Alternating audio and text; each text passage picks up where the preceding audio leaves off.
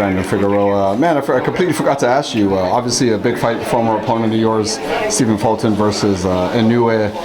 Man, Inoue is coming up, I want to say, a fourth division, going straight after a double champion. Is that the right call, do you think? Yeah, I mean, if you're trying to achieve greatness and he's winning every fight in a spectacular fashion, I say why not? You know, it's a great fight. And yeah, may the best man win. What difficulties do you see Inoue having with Fulton? Maybe just finding him. Fulton's really crafty, shifty. He knows how to use the ring well.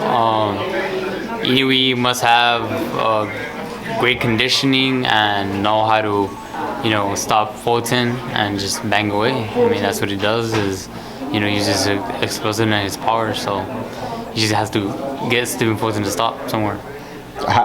Do you think he can do it? I mean, Fulton is a big guy, obviously a lot bigger than Inoue. Maybe. I mean, it just depends how Fulton trains, prepares, and just excels his abilities. Basically, he's just gonna have to be on another level.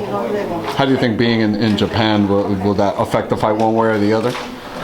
It can be, it could, but I mean, I've never been there personally to know like how much it can affect you, but I don't really think so. I mean, maybe a little bit, but it just depends if he maybe goes in there with like 2 weeks with time to get acclimated. Yeah. Do you see a winner in that, or do you like foreseeing the fight? I mean, I would want Fulton to win, but Inoue doesn't play, so it'll be a good fight. Why would you want Fulton to win? Because I mean, a rematch with him would be great. So yeah. This way he keeps undefeated and you can take it? Yeah, for sure. Thank you so much, Brandon. Appreciate your time. Steven Moreno, KOR, the sports right here with the heartbreaker, Brandon Figueroa. Man, just first of all, did you give yourself that nickname? How'd you get that nickname? I got that nickname a long time ago when I was like 7, fighting in Mexico. I remember walking into the arena, there was a row of girls. They're like, oh yeah, you go rompe corazones, which stands for here comes the heartbreaker. At such an early age, you know, I already had a fan of girls, and ever since then, my name carried to this day, and yeah, we're still here. That's awesome, man. Talk to me. Obviously, you're coming off of your loss to Fulton. I know you disagree with the decision there when that happened. What's that process like of kind of moving on from like your first loss like that, especially a disputed one where you felt you did enough? Yeah, I mean, just like life, you know, you got to get back up and keep going.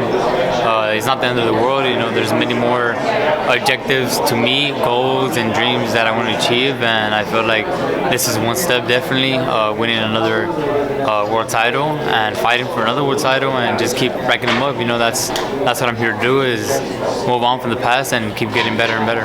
Are you able to eat, being that you're moving up, you know, it's only 4 pounds, so I don't know. I mean, are you really able to eat or not really? Not really. I mean, those 4 pounds do matter a lot, but it's still the same stuff. You know, you still have to drop the same weight. You still have to drop to a significant amount. And you still have to suffer a little bit. I don't have to suffer as much, I can say that, but I do have to suffer a little bit. Looking at Mark Magsayo, man, he's not a guy you're going to have to look for, right? He's not like going to be moving around the ring or anything like that. Obviously, you're a high volume puncher. Does that change the mentality going into camp? Maybe make it a little more exciting, being that, man, this guy's going to be right there for me. We're going to go at it. Yeah, I mean, my game plan is to follow my game plan, which is to box. And like I said, like if I feel like if I'm boxing really well and I'm doing really, really well, then I'm gonna continue to do so. But if I feel like if I'm better at getting on the inside and breaking them down, then that's what I'm gonna do. But when envisioning the fight and how it ends, I know you just said you're going to box, but do you feel like it's going to go to a decision because your game plan is to box, or do you feel like because your styles and how they're going to clash together that someone's going to get at it? Yeah, I feel like with the styles, I mean, it can go both ways, but I can surely say that I'm coming with everything. I'm leaving everything in the ring, and and if I hurt him, I'm taking advantage of that, especially to the body. I know that his weakness is the body, which is really an advantage to me. So I just can't wait to get in there and mix it up. You know, I feel like a lot of people are going to be surprised.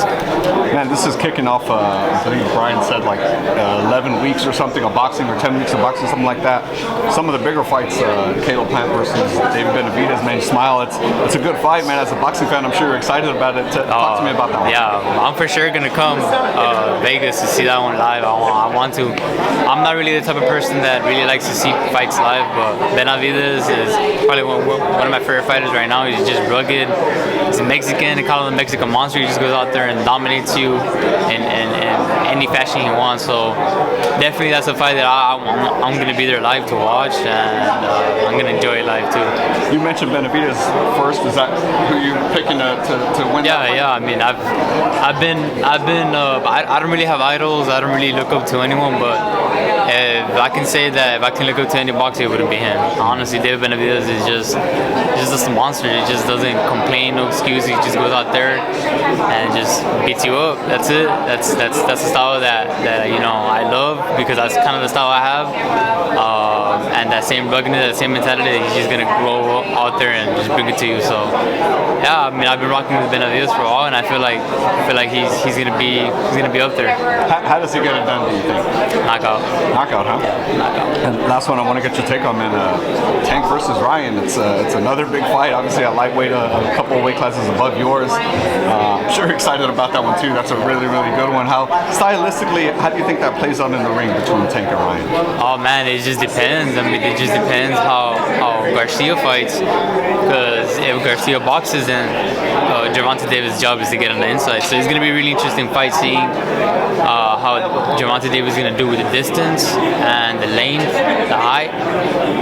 But I feel like Davis has a lot of ability to beat Ryan Garcia, if not get him out of there too. Yeah, like I said, it just depends how everything goes. But if Ryan is able to keep his distance, I feel like Ryan will even knock him out. So it can go both ways. It's another 50-50 fight. Well, man, a great fight coming up this Saturday, obviously, March 4th, your fight against Mark Magsayo. Thank you so much, Brandon. Appreciate it, man, and best of luck. Sure, thank you. Thank you, brother.